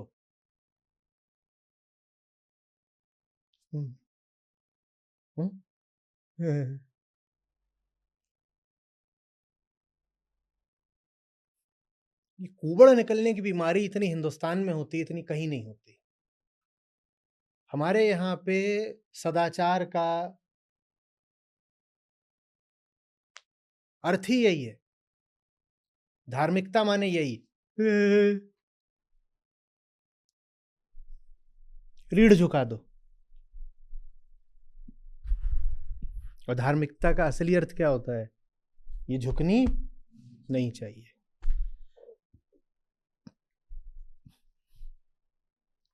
आप कहेंगे नहीं, इसका मतलब होता है सिर्फ आत्मा के सामने झुकनी चाहिए। आत्मा तो कुछ है ही नहीं। तुम कहोगे इसका, आपने ही बोला था ना कि 100 जगह नहीं झुके, एक ही जगह झुके। 100 जगह नहीं झुके, इस पे तो सहमत हो। अब बात आती है एक जगह झुकने की। जिस एक जगह झुकने की बात आती है वो जगह तो कोई जगह ही नहीं है। तुम्हें कहीं नहीं झुकना है। तो फिर सत्य क्या है जब कहीं नहीं झुकना है? वो जो तुम्हें ताकत देता है कहीं नहीं झुकने की, वो है सत्य।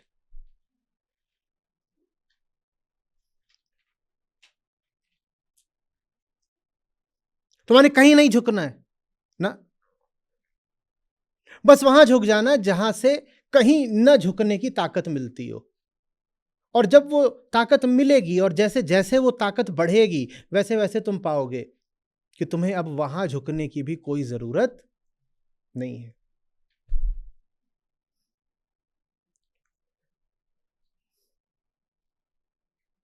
दुनिया में कोई विषय पकड़ लिया, किसी भी तरह का विषय, और उसके आगे मिमियाना शुरू कर दिया, ये नहीं धार्मिकता होती।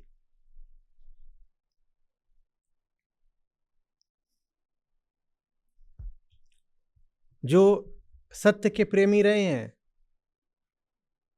उन्होंने तो सत्य के लिए वेदों तक के सामने झुकने से मना कर दिया। वो बोले हम वेद वेद हैं, बढ़िया बात है, पर सत्य वेदों से भी ऊपर होता है भाई। सत्य सत्य।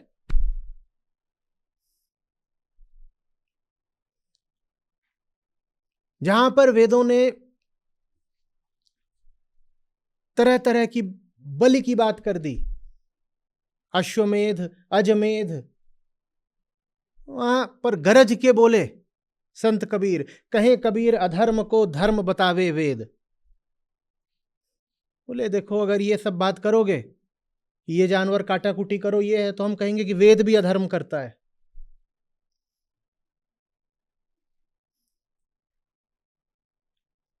किसी के सामने नहीं झुकना है। वेदों का जो संस्करण प्रचारित हो रहा था, गौतम बुद्ध खड़े हो गए, बोले नहीं मानेंगे, गलत है, नहीं मानते।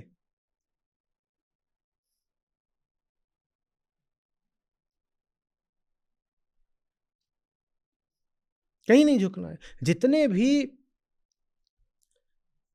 सुधार कार्यक्रम चले, बड़े बड़े ऊंचे ऊंचे, वो सब उन्हीं मान्यताओं के खिलाफ तो चले जिनको उस समय में, उस काल में, उस जगह में सच माना जा रहा था।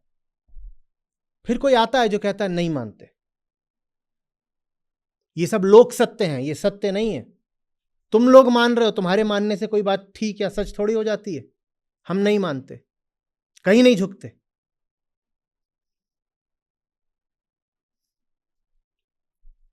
और ऐसे ही लोगों ने फिर धर्म की धारा को नए प्राण दिए।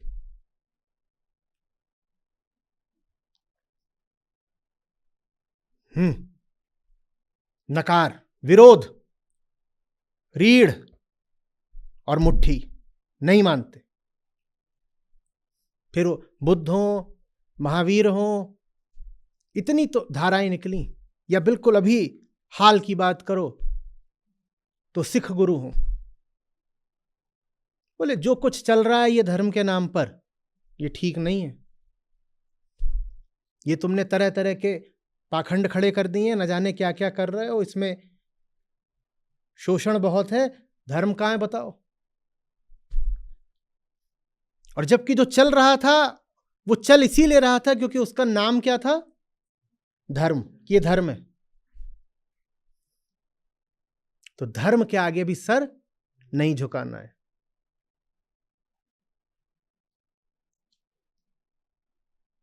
सत्य तो धर्म का लक्ष्य होता है, सत्य तो धर्म का अंत होता है ना। तो सत्य धर्म से भी बड़ा है। दिखाई दे कि धर्म सत्य की ओर नहीं ले जा रहा तो धर्म को भी नहीं मानेंगे। सत्य बड़ा कि धर्म? सत्य। सत्य की खातिर यदि धर्म की उपेक्षा करनी पड़े, कर देंगे। और जब ऐसे लोग आए हैं तो उनसे धर्म को हानि नहीं हो गई है। मैं कह रहा हूं, उन्होंने धर्म की सूखती धारा को नए प्राण दे दिए। हालांकि उनके समय में उनको यही बोला गया कि ये लोग धर्म विरुद्ध हैं, ये धर्मद्रोही हैं, ये धर्म नष्ट करना चाहते हैं। बुद्ध को आज तक बोला जाता है कि ये तो हिंदू धर्म के विरोधी थे, ये तो वेदों के विरोधी थे। पागलपन की बात है। बुद्ध ना होते तो महायान ना होता, महायान ना होता तो नागार्जुन नहीं होते, और नागार्जुन नहीं होते तो आचार्य शंकर का होना बड़ा मुश्किल हो जाता। और आचार्य शंकर नहीं होते तो वो जिसको आज आप गौरव के साथ सनातन कह सकते हो, उसका होना बहुत मुश्किल हो जाता।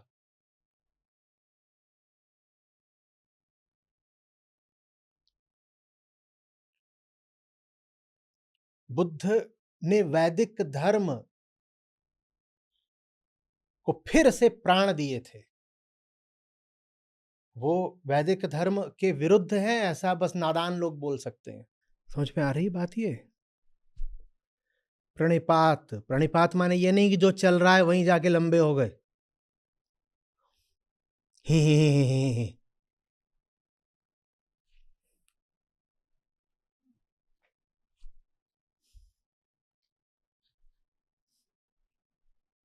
धूमिल बड़ी मस्ती लेते हैं एक जगह। वो होते हैं ना लोग जो बोलते हैं हाँ जी हाँ जी हाँ जी हाँ जी हाँ जी हाँ जी हाँ जी।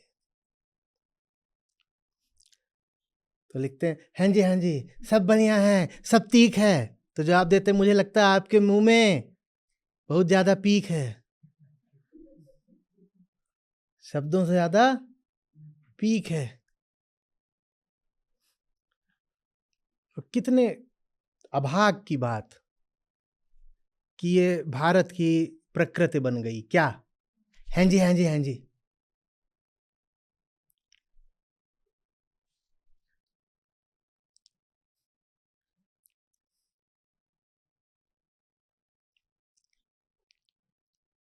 हमारे शरीरों में बस खाल होती है और मांस होता है, खासकर लड़कियों के शरीरों में खाल होती है और मांस होता है। रीढ़ नहीं होती, दांत नहीं होते, नाखून नहीं होते, और जबान होती है क्या करने को। हाँ जी।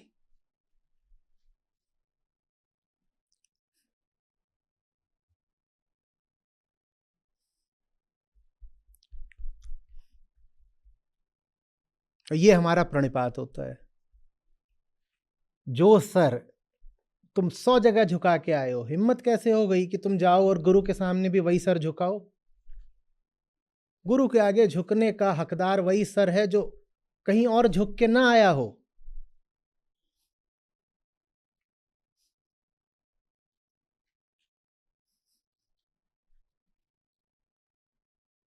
गुरु जूठन चाटने के लिए मैं आपको ज्ञान देने के लिए नहीं हूं, मैं आपको रीढ़ देने के लिए हूं। मेरी समस्या यह है कि आपके शरीर में सब कुछ है, बस रीढ़ नहीं है। और दिल मेरा टूट जाता है पूरा जब मैं देखता हूं मेरी संस्था के लोगों में भी रीढ़ नहीं है। आप लोग बात वगैरह करते हो, उसकी रिकॉर्डिंग वगैरह कभी मेरे कान में पड़ जाती है, मत ही सुनाओ।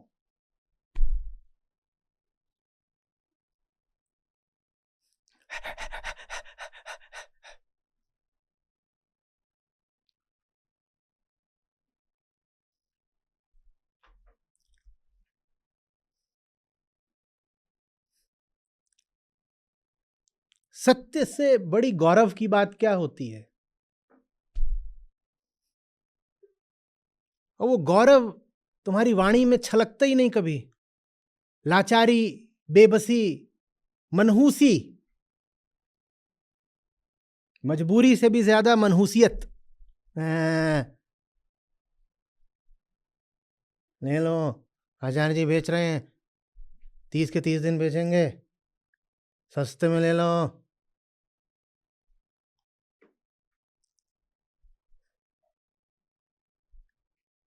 और फिर मैं यहाँ पे आऊँ और आप बोलो जी नमस्ते, तो मैं तो नहीं स्वीकार कर रहा। अपनी जेब में रखो अपना नमस्ते। यही तुम्हारी सजा है। तुम्हारा नमन, तुम्हारा नमस्ते मैं कभी स्वीकार ही नहीं करने वाला। हम जूठन नहीं चाटते।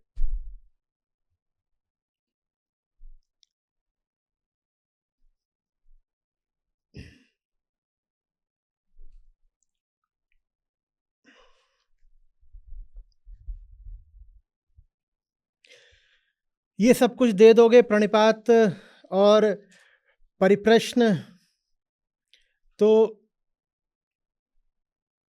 और सेवा, तो बदले में गुरुजी तुम्हें आत्मज्ञान का उपदेश देंगे। यही समझ में आया? यही होगा ना? हाँ, हिलाओ, और जोर से हिलाओ सर। एक गुरुजी होते हैं, वो कहीं खड़े होते हैं, उनके पास जाके पहले प्रश्न करो, फिर परिप्रश्न करो, फिर प्रतिप्रश्न करो, फिर उनको गुरु दक्षिणा दो, फिर उनके पांवों दबा दो। तो फिर वो कहते हैं अब हम खुश हुए बच्चा, आओ तुमको अब हम महामंत्र बताएंगे। यही है ना ये श्लोक? यही था, यही है ना? ठीक, दिख गया अगली परीक्षा में क्या हो रहा है।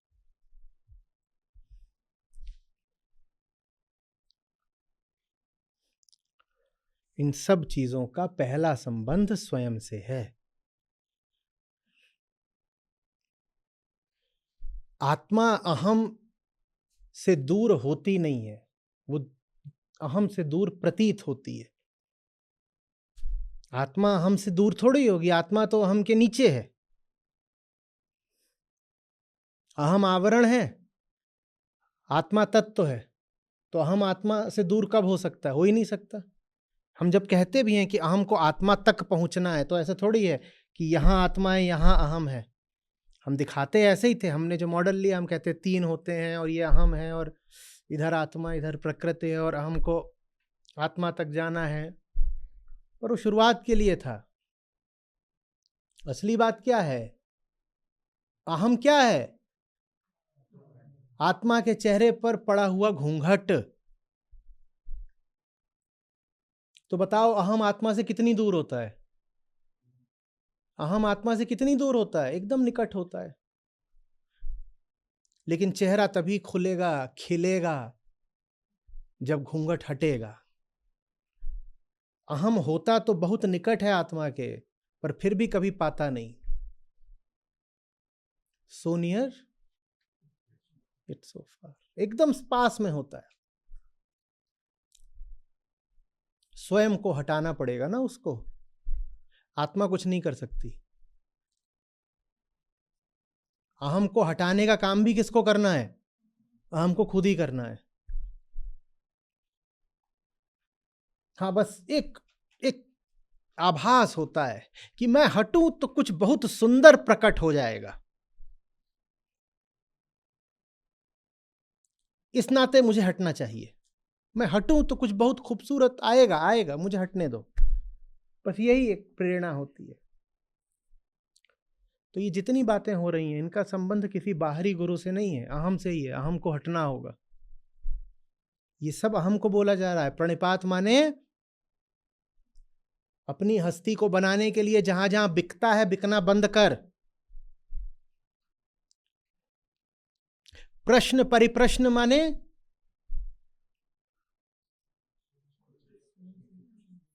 सच से बचने के लिए जो झूठा हुंकारा भरता है, वो भरना बंद कर।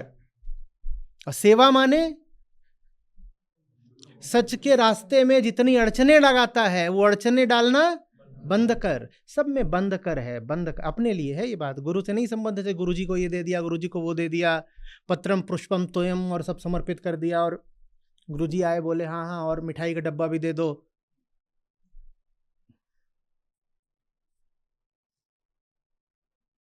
खुशी रहो जजमान, दांत बत्ती सो टूटे।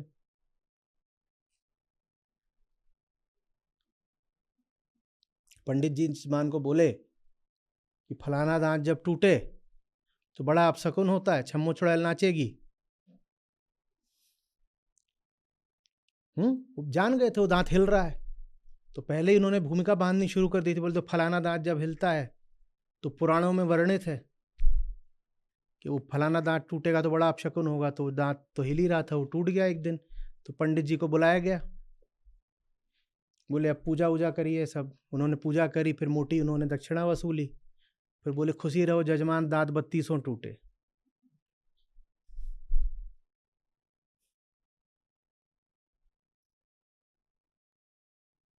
यही है गीता का श्लोक। गीता को पुराणों से मत जोड़ देना भाई। यहां वो नहीं बात हो रही है।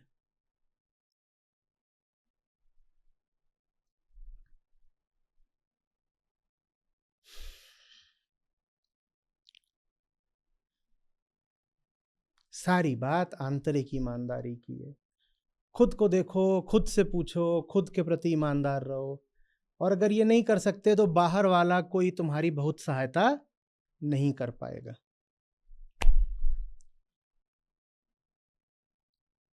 बाहर वाला तुम्हारी सहायता करने आए तो उसे सहायता करने दो, लड़ो मत उससे, अवरोध नहीं बनाओ।